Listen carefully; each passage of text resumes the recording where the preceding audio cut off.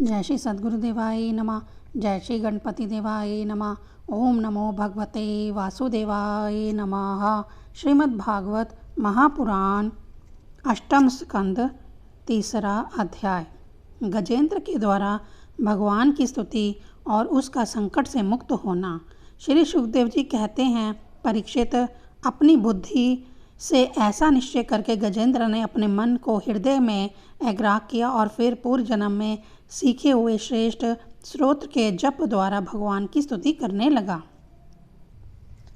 गजेंद्र ने कहा, जो जगत के मूल कारण हैं और सबके हृदय में पुरुष के रूप में विराजमान हैं एवं समस्त जगत के एकमात्र स्वामी हैं, जिनके कारण इस संसार में चेतनता का विस्तार होता है, उन भगवान को मैं नमस्कार करता हूँ, प्रेम से उनका ध्यान करता हूँ। यह संसार उन्हीं में स्थित है, उन्हीं की सत्ता से प्रतीत हो रहा है, वह ही इसमें व्याप्त हो रहे हैं और स्वयं वे ही इसके रूप में प्रकट हो रहे हैं। यह सब होने पर भी वे इस संसार और इसके कारण प्रकृति से सर्वथा परे हैं। उन स्वयं प्रकाश स्वयं सिद्ध सत्तात्मक भगवान की मैं शरण ग्रहण करता हूँ। यह विश्व प्रपंच उन्हीं की माया से उनमें अभ्यस्त है। यह कभी प्रतीत होता है तो कभी नहीं, परंतु उनकी दृष्टि ज्यों की त्यों एक सी रहती है। वह इसके साक्षी हैं और उन दोनों को ही देखते रहते हैं। वह सबके मूल हैं और अपने मूल में भी वही हैं, कोई दूसरा उनका कारण नहीं है। वह ही समस्त कार्य और कारणों से अतीत प्रभु मेरी रक्षा करें। प्रलय के समय लोकपाल और इन सब के कारण संपूर्ण रूप से नष्ट हो जाते हैं। उस समय केवल अत्यंत घना और गहरा अंधकार ही अंधकार रहता है, परंतु अनंत परमात्मा उससे सर्वथा परे विराजमान रहते हैं। वह ही प्रभु मेरी रक्षा करें। उनकी लीलाओं का रहस्य जानना बहुत ही कठिन है। वे नट की भांति अनेकों वेश धारण करते हैं। उनके वास्तविक स्वरूप को ना तो देवता जानते हैं और ना ऋषि ही। फिर दूसरा ऐसा कौन प्राणी है जो वहां तक जा सके और उनका वर्णन कर सके। वह प्रभु मेरी रक्षा करें।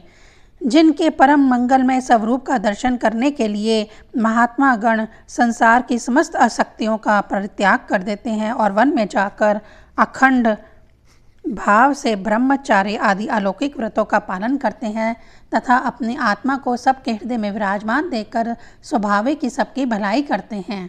वह ही मुनियों के सर्वस्व भगवान मेरे सहायक हैं। वह ही मेरी गति हैं। ना उनके जन्म कर्म है, ना नाम रूप। फिर उनके संबंध में गुण और दोष की तो कल्पना ही कैसे की जा सकती है। फिर भी विश्व की सृष्टि और संहार करने के लिए समय समय पर वह उन्हें अपनी माया से स्वीकार करते हैं। उन्हीं अनंत शक्तिमान सर्व ऐश्वर्यमय पर ब्रह्म परमात्मा को मैं नमस्कार करता हूँ। वह आरूप होने पर भी बहुरूप हैं। उनके कर्म अत्यंत आश्चर्यमय हैं।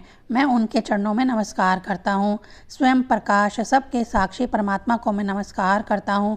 जो मन, वाणी और चित्त से अत्यंत दूर हैं, उन परमात्मा को मैं नमस्कार करता हूँ। विवेकी पुरुष कर्म संन्यास अथवा कर्म समर्पण के द्वारा अंतःकरण शुद्ध करके जिन्हें प्राप्त करते हैं तथा जो स्वयं तो नित्य मुक्त परमानंद एवं ज्ञान स्वरूप हैं ही दूसरों को कैवल्य मुक्ति देने की सामर्थ्य भी केवल उन्हीं में है।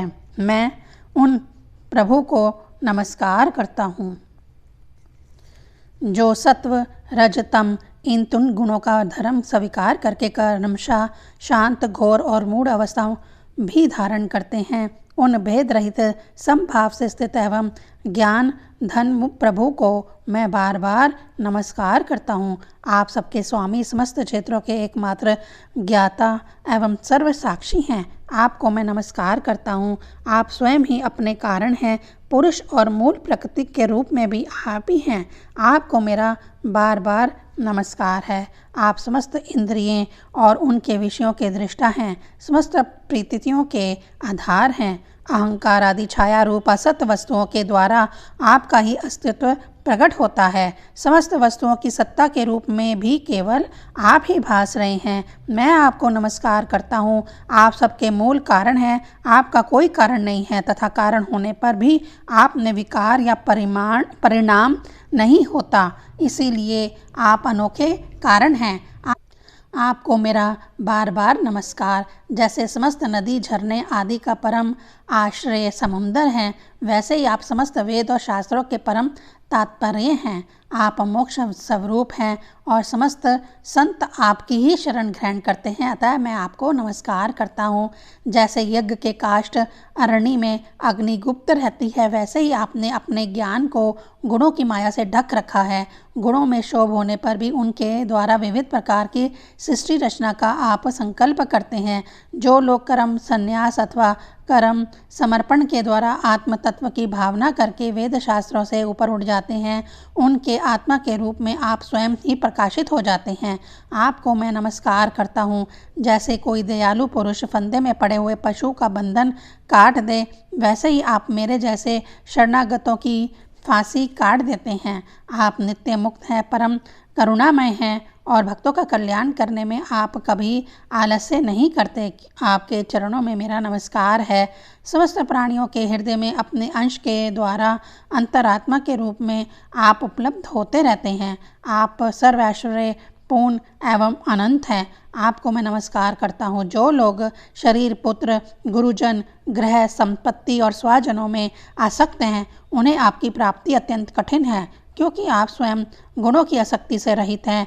जीवन उन्मुक्त पुरुष अपने हृदय में आपका निरंतर चिंतन करते रहते हैं। उन सर्व ऐश्वर्यपूर्ण ज्ञान स्वरूप भगवान को मैं नमस्कार करता हूँ। धर्म, अर्थ, काम और मोक्ष की कामना से मनुष्य उन्हीं का भजन करके अपनी अभीष्ट वस्तु प्राप्त कर लेते हैं। इतना ही नहीं, वह उनको सभी प्रकार का सुख देते हैं और अपने ही जैसा अविनाशी पार्षद शरीर भी देते हैं। वह ही परम दयालु प्रभु मेरा उद्धार करें।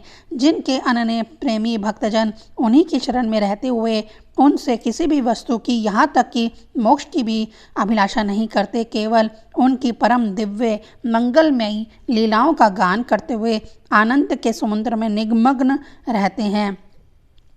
जो अविनाशी, सर्वशक्तिमान, अव्यक्त, इंद्रियातीत और अत्यंत सूक्ष्म है, जो अत्यंत निकट रहने पर भी बहुत दूर जान पड़ते हैं, जो आध्यात्मिक योग अर्थात ज्ञान योग या भक्ति योग के द्वारा प्राप्त होते हैं, उन्हीं आदि पुरुष अनंत एवं परिपूर्ण पर ब्रह्म परमात्मा को मैं स्तुति करता हूँ। जिनकी अत्यंत छोटी कला से अनेकों नाम रूप के भेदभाव से युक्त ब्रह्मा आदि देवता, वेद और चर अचर लोकों की सृष्टि हुई है।